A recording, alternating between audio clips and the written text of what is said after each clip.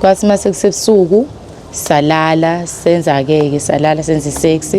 Masiqeda ukwenza ucansi ngidane ngikhathale ngifike lesithongwana ngilali. Ngithi mase sengiphaphama emva kwesikhathi ngithi ngiyaphenduka. Hayibo ngibona inyoka. Njengamanje angikwazi ukuhlala nabantu. Cause manje ngiyanuka, ngiphuma ubomvu ngezansi, ngiyalunywa. Nginibingelele ngiphinde nginamukele emakhaya okhulumayo uSithembiso mfana wangu bese phansi le nquthu bafethu ngibuyile nodaba oludabukisa kakhulu olungihlabe umxhele nani nizoyizwela ke bafethu ngikhetha usisi la uthe naye akasibhalele eMakhaya TV ekezosixoxela ukuthi kwenzakalani ngempilo yakhe. eMakhaya TV nakuyazi siyesithini akufanele uyibulala akekho umuntu ofanele uyibulala futhi akekho omunye umuntu ofanele uyobulala omunye umuntu ngoba eyitshela ukuthi usolva enye inkinga ngoba lokho kudalani na ngenzeka ukuthi umuntu ukubulela enhlizweni wena mase uyombulala physical bese uyaboshwa uboshe udilika tshele ungaphindi uphume ngenkinga adinga xazululeka adinga solveke. Yebo ke inkinga ziyahlupha ngoba kwesinye isikhathi ziyadura ukuyilungisa. Kwesinye isikhathi umuntu uyakuthakathe ngomuthi avela wayogubha mahala wena mase kufanele kuyilaphe uyithole usukhokho 10,000 kodwa egcineni ukuthi inkinga siyisolve sonke siphile. Sigqugquzela ukuthi abantu bengayibulali, sigqugquzela ukuthi abantu bengahambi oshaya abantu besifazane, sigqugquzela ukuthi abantu bengaphindiseli okubi ngokubi, kepha kube khona inxuzululo eziningi engadalula engaxazulula inkinga zethu. Ngithi mina enye inkinga idinga ukuthi sikhulume.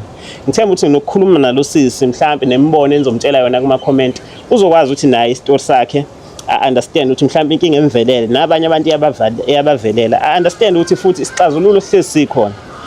Bafethu ngicela ningakhohlwa ukujoin izibet ubona lo mbukiso uwona wenza wasinika imali sikwazi ukuthi sithole usisi sikwazi ukuthi siarrange yena sinika imali sikwazi ukuthi sithenga ama-camera nama-mic masifele noma ke sisashoda ngezituro sithemba uzophinda sinike enye imali sithenge izituro. Izibet kulula ukujoina uzojoina ngale link engizoyifaka la usebenzisa i-promo code ethi SITHE50 igama lami uSithe wamagama amakhulu no50 lokho kobe sekukusiza ukuthi uyitholele ibonus ka50 uyitholele 150 bonus njalo mo recharge kokuqala uphinde njalo ngama-week every week uyitholele u10% cashback. Yini u10% cashback? U15% njalo hayi no10.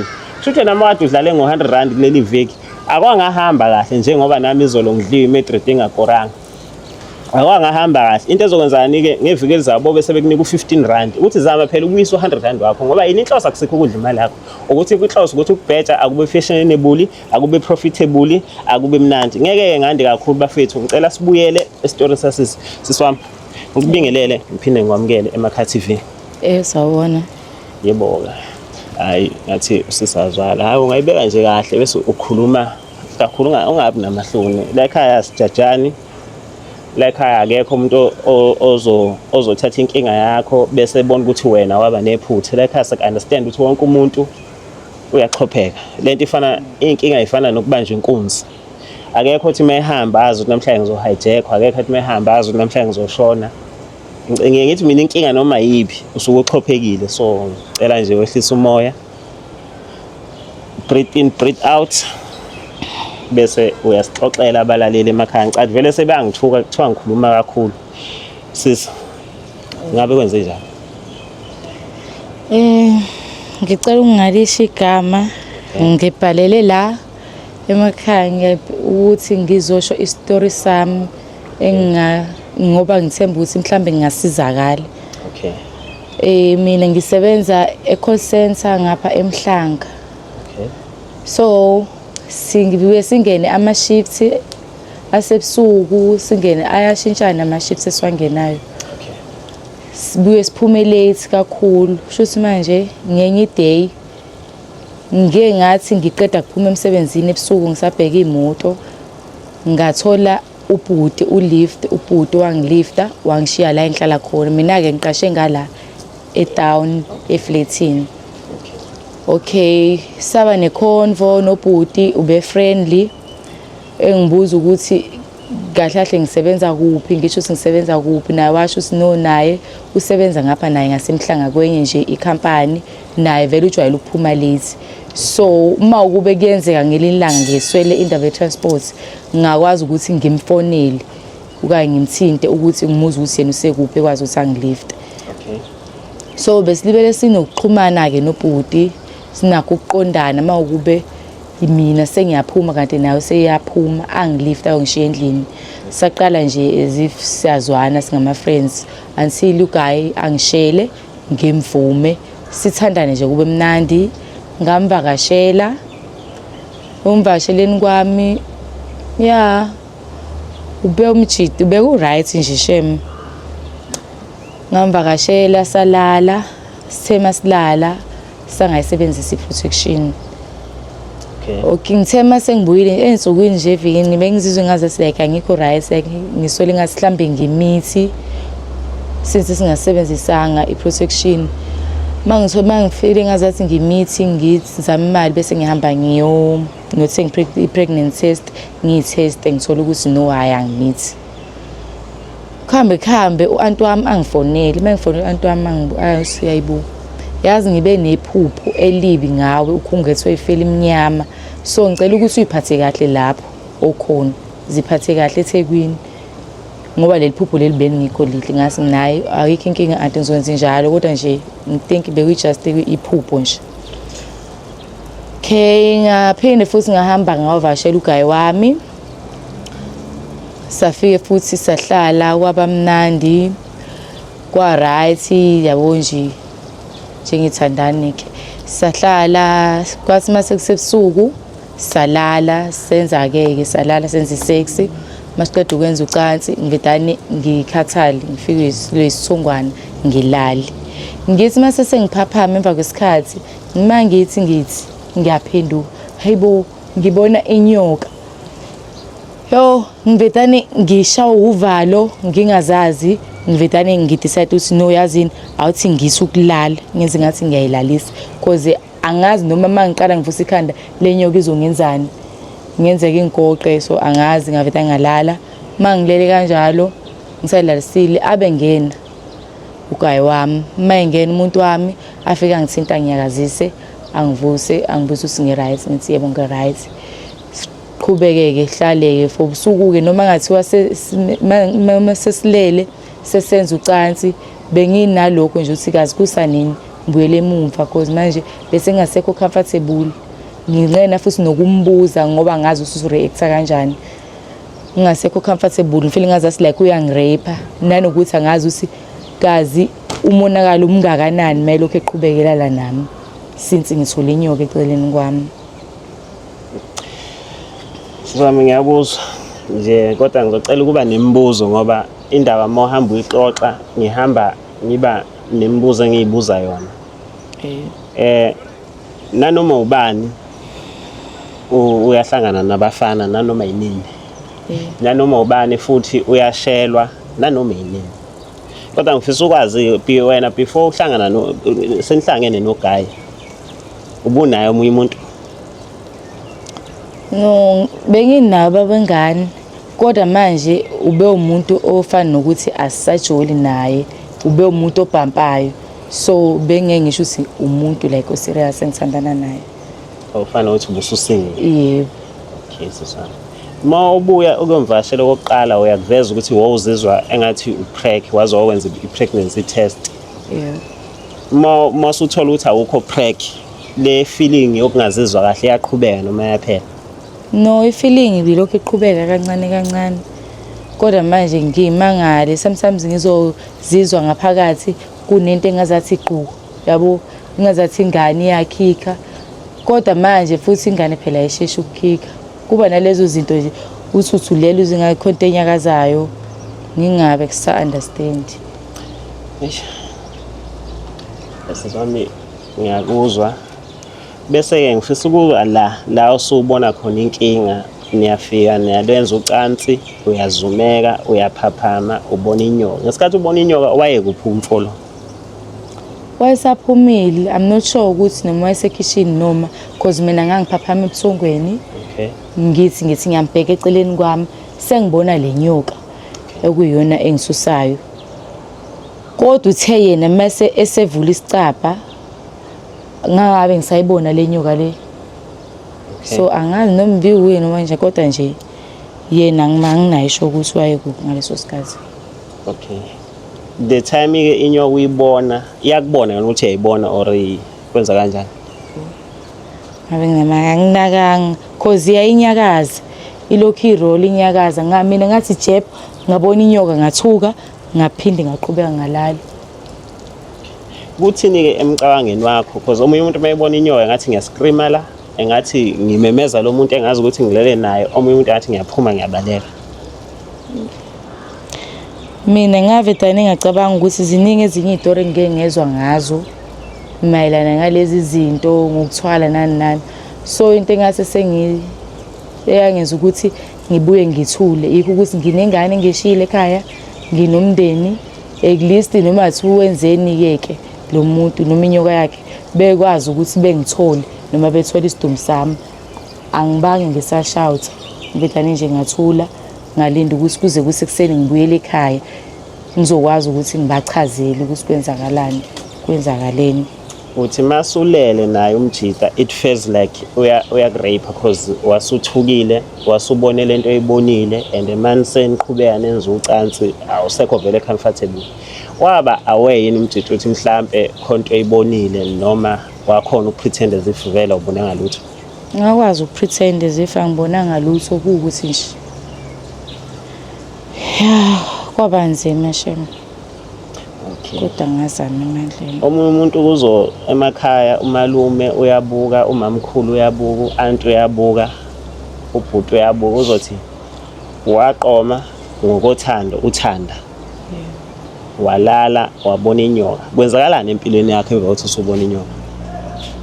Njengamanje ngoba ngishilo singibhalele la ukuthi ngisacela usizo makube khona umuntu omaziyo ongakwazi ukuthi angilaphe because njengamanje angikwazi ukuhlala nabantu because manje ngiyanuka, ngiphuma ubomvu ngezansi, ngiyalunywa ingaphansi lami hlala lilume noma kuthiwa ngiqeda kugeza hlala lilume kube ngazathi kunezinto ezingihambayo like izibungu.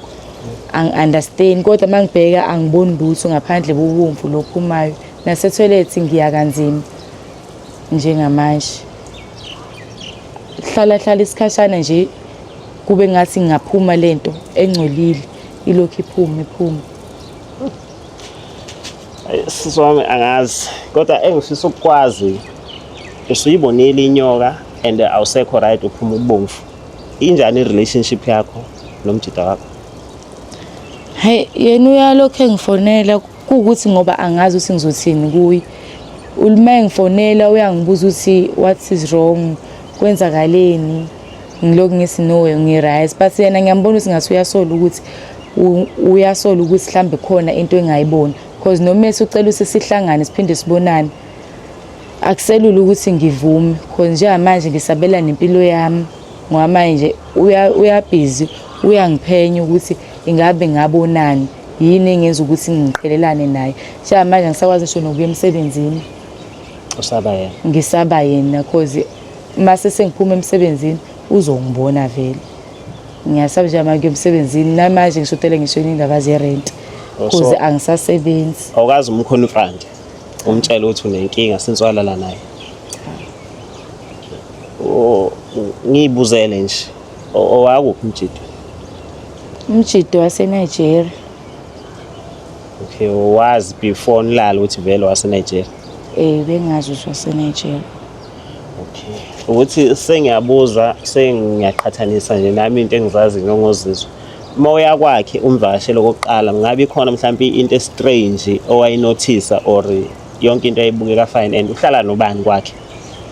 Hayi kwakhe akahlali namuntu because wangitshela ukuthi ifamily yakhe vele iseNigeria nomuntu lo akade ezwana naye ungakubo la akanamuntu.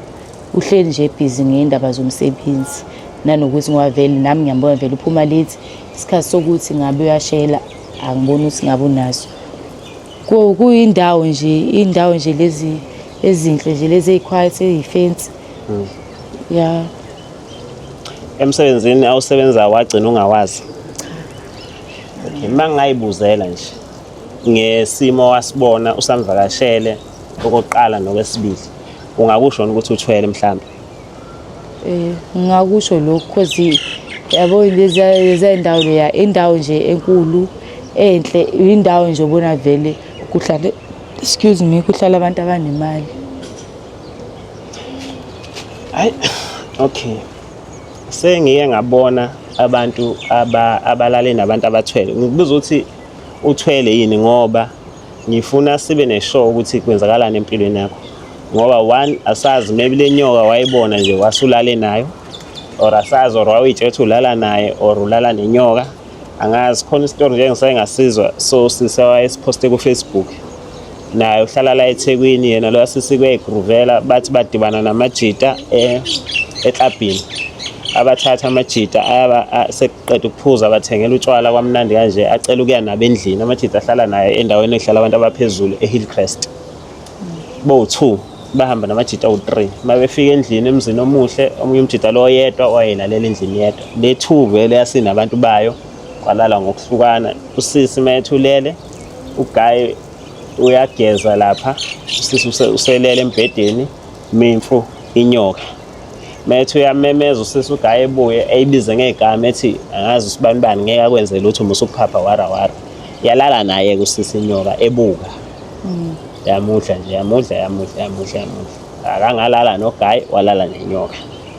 Nalo sisi mabebuye ekseni bese saba uxoxelana begcine bexoxelana nalo sisi naye ubhekane nenkinga nalo ubhekane nenkinga. Babanika imali balala nenyoka. So usakhuluma nemali wayenjani emalini or unjani emalini yena?